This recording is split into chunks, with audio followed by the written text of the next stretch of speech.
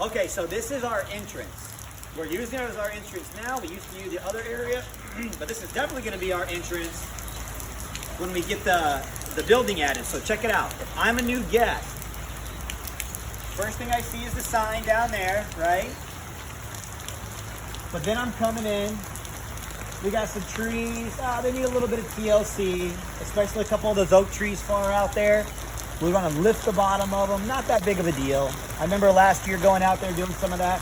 We just want to make it to where like a 6-foot person could walk underneath every single one of those. So there's a little TLC that's needed out there. If you swing over to our right, your left as you would drive in, all those palm trees need to be trimmed. But then you look down at the bottom, okay? And this is a common trend you're going to see all throughout the parking lot.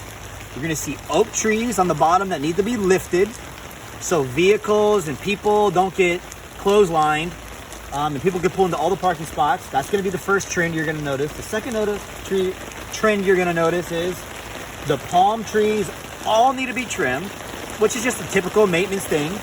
And then the third trend you're going to notice, and there'll even be a fourth one, the third is all the shrubs down at the bottom are not doing that well.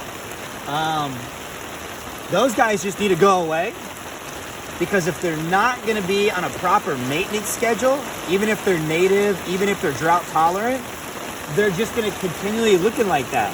For things like that to look good, they need to have regular trimming. They need to have regular fertilization. They're getting forgotten about. So then the fourth trend you'll notice is a lot of the ground cover, whether it be mulch or whatever, is washed away. It's either washed away or it's water sogged. So the only thing that you guys would really need me for the most part, is the heavy lifting. I'll go in there with you. The heavy lifting. If we have volunteers, the volunteers can clean up a lot of what we trim on the trees, and we'll just drop it on the ground, right? Volunteers, we can throw it in the back of my trailer. Yeah, so you would trim these trees, yeah, drop it, and then we just take it away. Yeah. So over here we be trimming trees. So I'm the new person coming in to Jupiter for the first time, right? So swing around. You're starting to see all these trees. They just need to be lifted or trimmed. A lot of stuff down the bottom in the planters, if it's not doing that well, rip it out. If it thinks it can salvage it, all right, we can go ahead and salvage it. Pull weeds out if you see them, like right there behind Vulcan's truck. You see that weed growing up, it's about 4 feet tall. I mean, that guy, he's been there for a little bit to get 4 foot tall, but it's okay. We rip these things out, we catch everything up, we keep swinging around the same trend. Oak trees lifted, palm trees trimmed, stuff down at the bottom ripped out that's not doing good. And then in the beds, in the planter beds, in these islands, is the only spot in which I feel we need to put mulch back, right? Mulch fades, it floats, and it wears out, right? So only in those ones out there kind of do I recommend that. In the ones up here, when the new guest comes in, we need to put something here, right? However, this all needs to be trimmed. This all needs to be trimmed.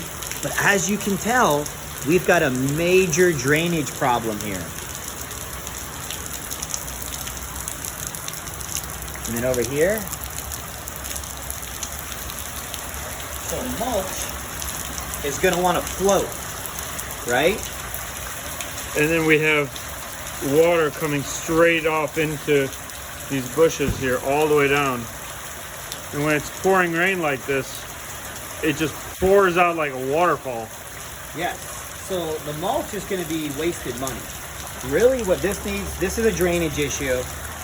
I don't want to divert too much. I'm kind of talking about fall cleanup stuff. But this is its own separate project, right? Everything that's coming out here and it's emitting water, ideally needs to be extended to the hard surface. Maybe not there because it's an incline.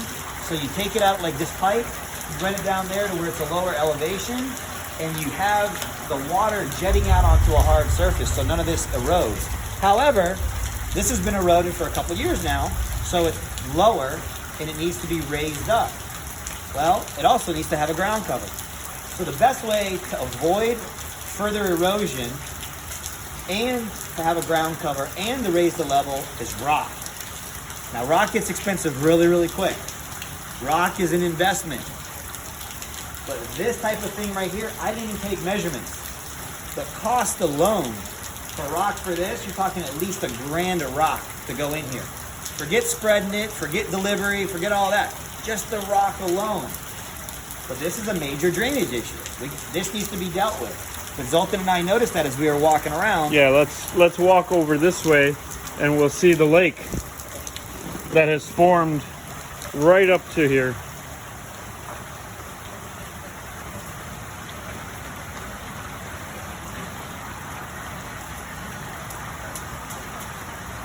That's probably, you can't probably see it on the camera, but that's probably 3 to 4 inches deep.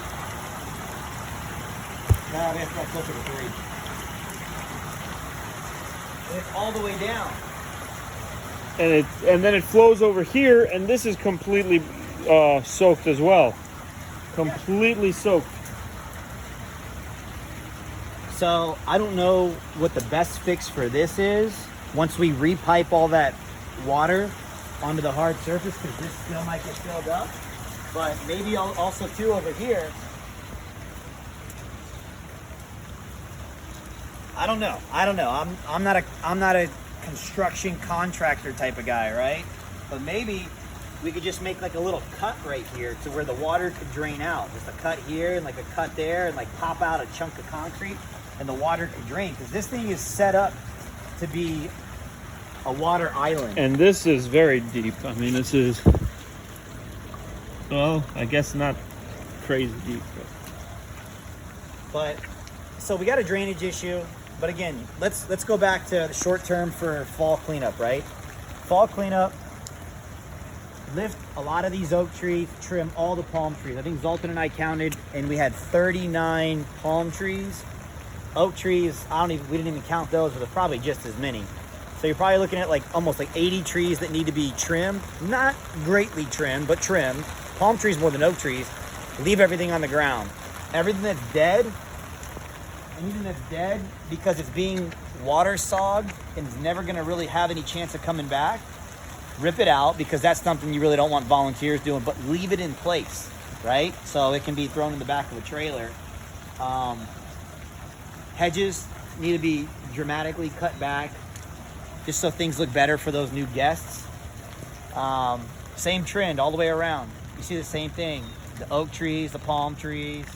You see the dead stuff, the small stuff that's sometimes dead, sometimes it's not. Some of them are doing pretty good. Those guys just need to be de-weeded and trimmed. And then everything on the ground, we got to figure out what we're doing with it, you know? Mulches, definitely don't get dyed red mulch. Don't ever do that again. It shows its age almost worse than any other mulch. If you have to get a mulch, get a cypress mulch that's undyed. It's cheaper and you can't see its age. If we have to put mulch back, but be strategic of where the mulch is gonna go. If it's a spot that's constantly getting washed out, don't put the mulch back there. That needs to be invested with rock. Here's another example right over here. Rip out this guy. You don't need to replace him just yet. I mean, you could replace him, but just to keep things cheap, just rip them out. It looks horrible like that. Trim up this hedge, you know. If we're gonna keep mulch here, maybe scrape out some of this, and so it's not like a mulch volcano type thing, because that'll keep things unnecessarily wet, because we already got a drainage problem. We don't want to make it worse. Then put that undyed mulch on it right here, you know. But then over here, Zoltan and I were looking at this.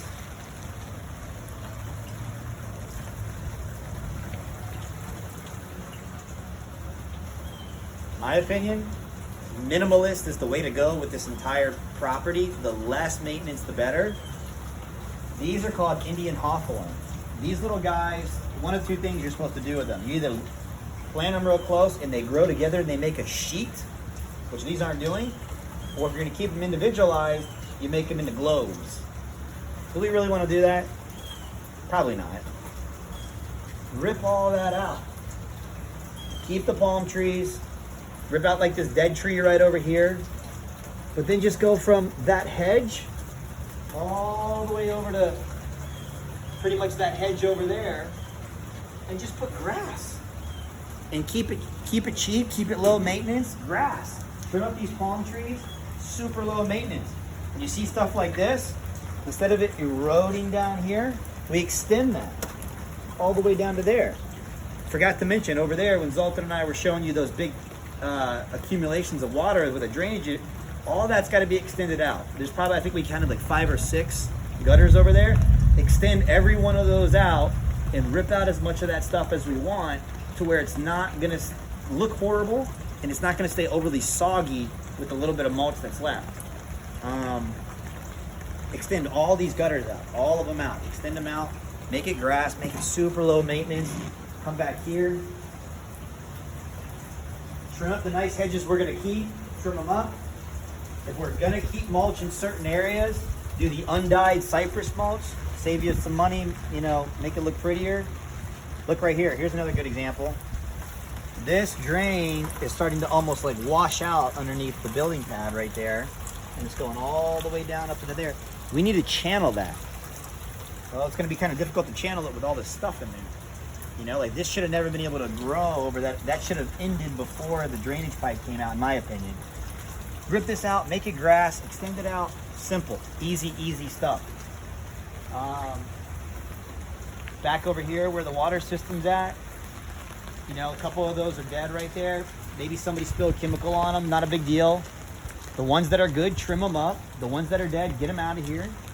Trim this whole thing up, de-weed it. If there's any weeds growing through, killing it, get rid of it.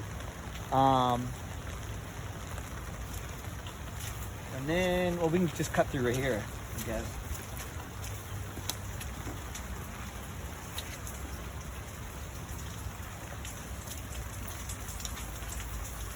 So check it out. Over here, this looks a lot better. Now, these are a lot of the same plants that were in the front of the building, but why are these doing so much better? First off, look at the topography. It's got a slope, so there's runoff, right? Plants like to have the natural wet-dry cycle. Wet, dry, wet, dry, wet, dry. Not constant wet like in the front. Number 2, these guys are getting a lot of sunlight. That's not that big of a deal over there. That should get sunlight too. However, this I would be willing to bet gets more. The biggest difference between here and there is the drainage. So, this guy back here, all this kind of stuff back here, like these weeds, de-weed it. De-weed all those ferns. Those ferns will eventually take all this stuff over and just trim all this stuff back. If we're gonna keep all this stuff, then we gotta deal with the planter that's in there. And that is a candidate for mulch, for sure. Good drainage for the most part, and we're gonna keep it. So yeah, we can go ahead and mulch that. I know it's the back of the building, but I'm ultimately trying to say mulch is, for when you have a problem, mulch kind of needs to go off of the solutions list because it's not a solution. It's gonna almost be a waste of money. Like in the front, that really needs to be rock up in the front. So they come over here, again, trying to keep it exclusive to fall cleanup. Trim these, leave them in place, pluck all these out, leave them in place. What do you think Brandon's gonna recommend? Just put grass, keep it simple. Have the volunteers pick the stuff up. We can have the pallets of sod right here. Instead of putting mulch, it's gonna be a reoccurring cost every 1 to 2 years. It's gonna fade, it's gonna float away, it's gonna keep it even wetter. Because look, there's already moss. That means this area is constantly wet if there's moss growing on the ground. Well, open it up and just put grass. Just put grass. Over here. Now you're starting to see there's a drainage issue on the side of the building. So we got a big puddle right there on the ground. We got puddles over here. But look at the drop off you have from the concrete over there, right? So if we could trim these palm trees, rip all this stuff out. 1 second. Yeah, this is like a, what, 4 to 6 foot drop. And it's not good for the kids if they're running around. Yeah. So if we could build up to the top of that, right? So we could bring in a couple inches of dirt and then put sod on top, put grass on top. And when I say grass, I mean Bahia grass. Bahia grass is the same grass that's out here. It's cheap and it's drought tolerant, right? I know we got sprinklers, but you don't need to turn them on for this type of grass. And it's cheap. It's my favorite, actually. But we bring in some dirt, and then we put sod on top of it, and we try to establish some kind of pitch out this way. We can't go crazy with it. You know, we only got a couple inches. Typically, you want to have 1 inch of drop for every 8 feet traveled. So if we're only talking 4 inches, 8, 16, 32 feet maximum, we're only talking about maybe somewhere, if we went nuts, right? So you can't get a whole lot of dirt, you can't slope it out, you can't bring the water too far away, but at least it would be an incline, and then the water would kind of be somewhere out here. Now this is going to be something they got to deal with when they build the building, but at least the water is being kept away. It's not eroding the concrete pad, you know, up underneath. It's not eroding, but undermining, possibly. Yeah, that's all full of water Yeah, there. we want to pull that water away, you know, and we want to make it to where there's not a puddle here if it rains on a Sabbath and people walk right to the puddle, what they shouldn't be doing anyways, but it could happen. We at least want to pull the water away. It's not going to be a permanent fix, but at least it's going to push it to the building project. Again, over here, we got to figure out what's good and going to stay and what's not. And my recommendation, keep the Southern Magnolia, keep the European fan palm, get everything else out from there. And those two guys, you don't And want what do you think? I mean, what to replace it? Like Yeah. an agave, an aloe, what we were talking about, or excuse me, possibly long term, we could stick something there. We don't want to get anything too pokey next to an entrance, but at least we can maybe tighten it up to where there's not as much of a bed. We can add some sod, add some grass up in there, and then maybe just like an oval around both those two trees up against, with a sign up to the sidewalk, kind of going from these two here forward only. That could be mulch, right? and then same with the other side over there. Saying, yeah, you want to match it. You want to match it, but really, in my opinion, these probably need to get more money invested into them with pretty flowers down at the bottom and rock when the building gets built, because that's going to be like your ta-da entrance. I mean, it kind of is now, but it's obvious we eat here and everything, so it's not. We got benches that are kind of going against this being too grand of an entrance, so I really wouldn't stress over it too much just now. I would just make them uniform and make them minimalistic. And then long term, maybe we could plant something, some kind of like something pretty, like a soft agave or something there. But that's for the, in my opinion, the building project. So, oh, and you see like over there, that bed, right? Those are the same plants as in the front over here where they're not doing that good. Those guys have good enough drainage, and they got sunlight. So those would just all need to be trimmed. And then that bottom down there, we could spray it, which is never ideal, but we could just spray it so all those leaves don't choke everything out. And then you could put mulch if you wanted to, because that's one of the main things that you see when you drive in. Yeah. We got everything pressure washed. So, you know, like that guy over there, next to that shed, maybe that little bed over there, we're ripping everything out. You could put grass, or you could put some mulch. You know, I would just say mulch is not the answer for just covering things. I've heard the expression lipstick on a pig before. We don't want to use mulch like it's lipstick on a pig. Definitely not red mulch either. Red mulch is one of the worst. Shows its age and all kinds of stuff, and it conflicts. Unless you live in a lava field or you live in like clay with Georgia and Alabama, you'll never really see red on the ground anyway, so it's unnatural. It throws off the color palette of the landscape too. So that's it. Yeah, that's it for short term. Long term, you guys are gonna have fun watching long term.